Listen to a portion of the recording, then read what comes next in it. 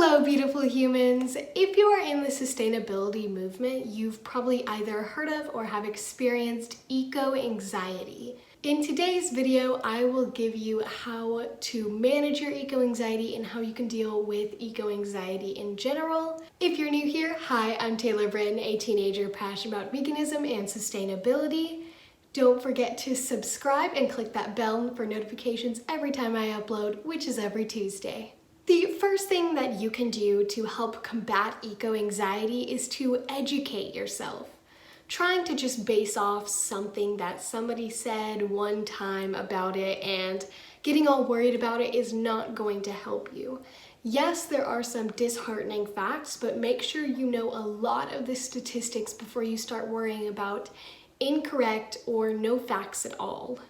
Once you've educated yourself, it's much easier to take the steps recommended by professionals and scientists to help the specific area of the environment that you want to help or solve a problem. For example, you could look into lowering your carbon footprint, which I have a video that I'll link right up here and in the description. You can also work on lowering your waste. Also, join a group dedicated to the thing that you want. For example, there's a lot of climate change groups dedicated to that, and you can volunteer there, donate your time. If you are able, you can donate your money, and building that community of people who care about the same things as you do can be very important, and you guys are all working together to help solve and help better the world in whatever area that you are most worried about. Just like joining a group, the next step is avoiding isolation.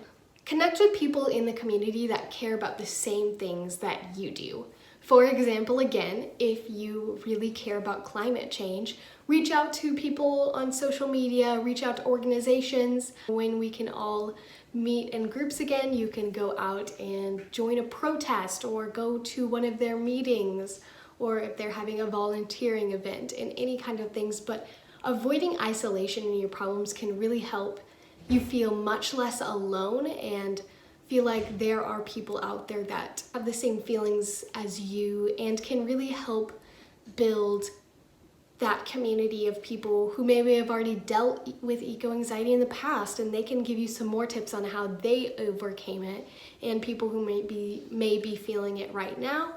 It's just really great to build a community of like-minded individuals and work towards a goal.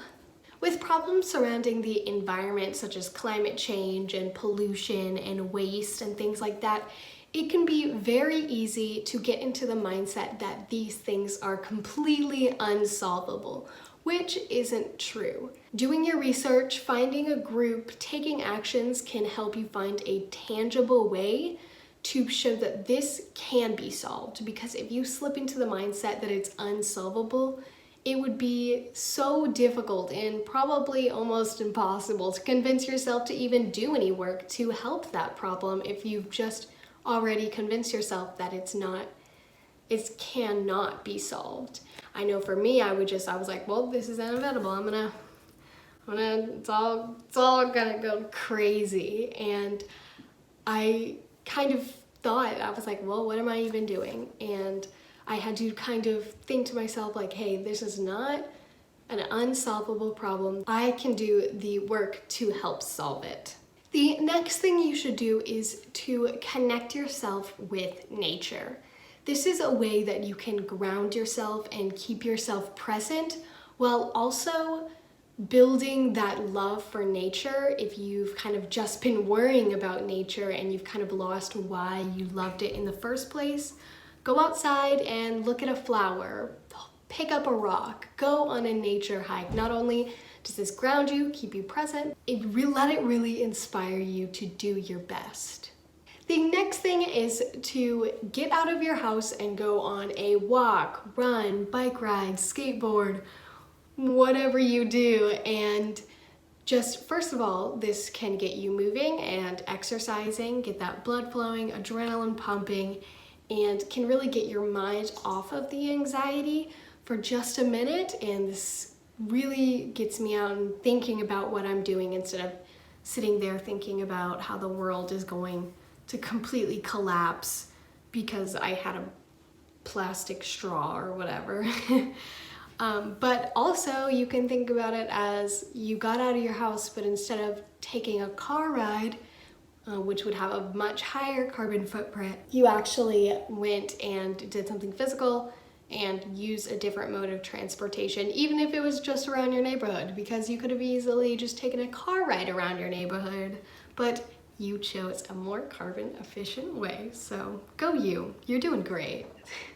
Looking through every post on social media, reading through every article, watching every single video out there will, yes, help educate you, give you some tips and strategies and actions to help you move forward in your sustainability journey, and can give you ways to help fix the problem that you are worried about. But sometimes that can just be very bombarded on you, and you just might overdo yourself with it. So what I would suggest is to take a break, whether that's taking a break from social media, or if there's certain accounts that you know kind of always have that negative outlook, you can just hide those accounts from your profile, and you can still follow them and support them and all the information that they're putting out. But maybe for just a couple days, maybe a week, you just don't have to be bombarded every time you pick up your phone with all the negatives. Breathe, let the emotions just be, don't try to push them away, and let it pass. And when you're ready to go back to watch that video, read that article, scroll through Instagram, whatever you do to get all the information that you need, you can do that when you're ready. But trying to just force it can make the anxiety worse and really just put it into overload. Eco-anxiety is hard, and it is definitely something that I have struggled with and continue to struggle with in my sustainability journey. And I just want you guys to know that I'm here for you.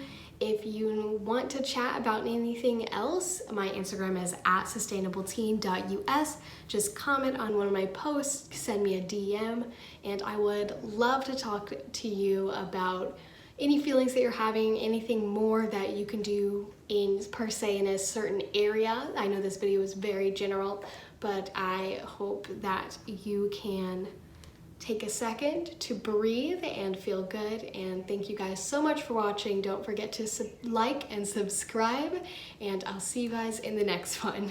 Bye.